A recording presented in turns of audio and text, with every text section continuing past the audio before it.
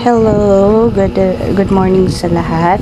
Nandito tayo sa PGH online appointment. So ito na yun po yung process ngayon ng PGH. So kahit mag-walk-in man kayo, ganito pa rin yung mangyayari sa inyo doon. So mas better may appointment na kayo. So ito yung mga steps na kailangan yung i-avail sa kanilang portal. So andyan na po lahat. Kailangan lang po natin fill upan isa't isa, in a proper information natin para hindi po tayo ma-delay ng schedule o waiting ng ilang araw, buwan, tapos mag-question tayo na wala tayong appointment pa rin. Bakit kaya ganon? Kasi po lacking po ng information na pinilapan ninyo sa appointment. So ayan po yung mga steps kung paano. So pag makapasok na kayo, ayan na po yun siya. So ayan, makikita nyo po ang detalye kung paano. Sobrang napaka easy lang po ng detalyeng to. So kaya nyo po itong kunin sa isang iglap lang. So matatandaan natin lahat-lahat dyan, yung mga detalye na kailangan yung fill upan. Ayan. So, after nyan, makikita natin yung success ng pag-fill up natin. After nun, may mga selectable concern tayo. Surgical o general concern. So, makikita natin dyan kung saan bilong yung i-concern natin sa PGH, yung mga sakit natin. So, meron tayong babasahin dyan. Pagkatas nito, meron tayong mga babasahin, mga sakit kung saan sila bilong. At yun ang pipil upan nyo. Tapos, sasagutan nyo ulit yung nasa baba. So, maganda po to para sa lahat kasi Tagalog. Oo. Hindi tayo mahirapan.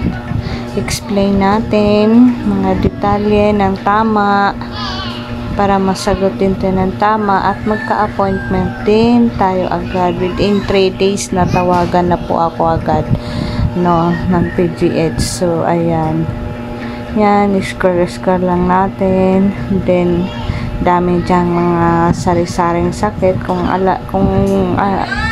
alam niyo na doon bilong yung ipapagamot niyo doon, ipapacheck up, yun po yung pipindutin ninyo, syempre so yun. Tapos pagkatapos yan, another process na naman po. Another process ang mangyayari. So hanggang matapos nyo po ang pag-apply ng appointment ng online sa PGH. After nyan, pag okay na lahat ng pag-apply nyo,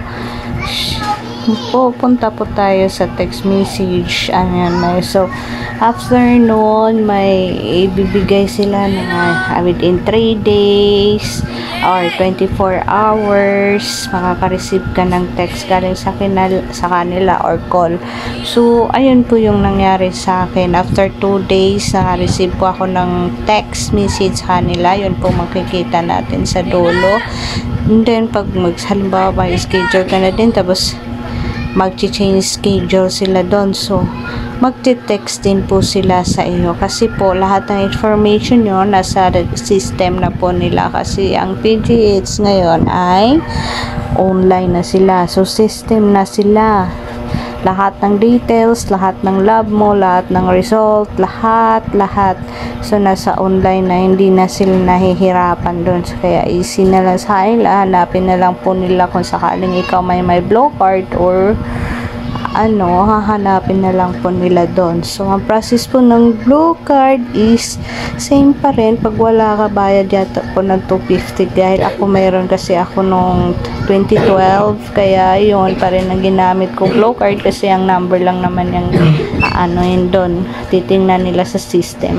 So, yun pa rin ang ginamit ko after all. Tapos, yun, kung gusto nyo pong mga-list ng laboratory price, so kailangan nyo pumunta sa MSS na tinatawag na or white card. So, ang white card, kailangan pa rin yun.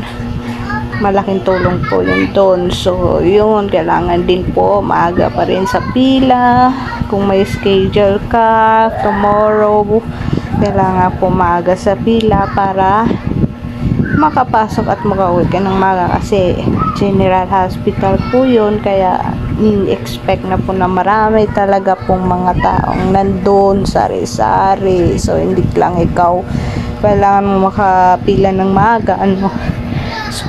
So sa part ko, nabiyahe ako ng 4 a.m. Nakakauwi ako minsan 2 o'clock, ganun.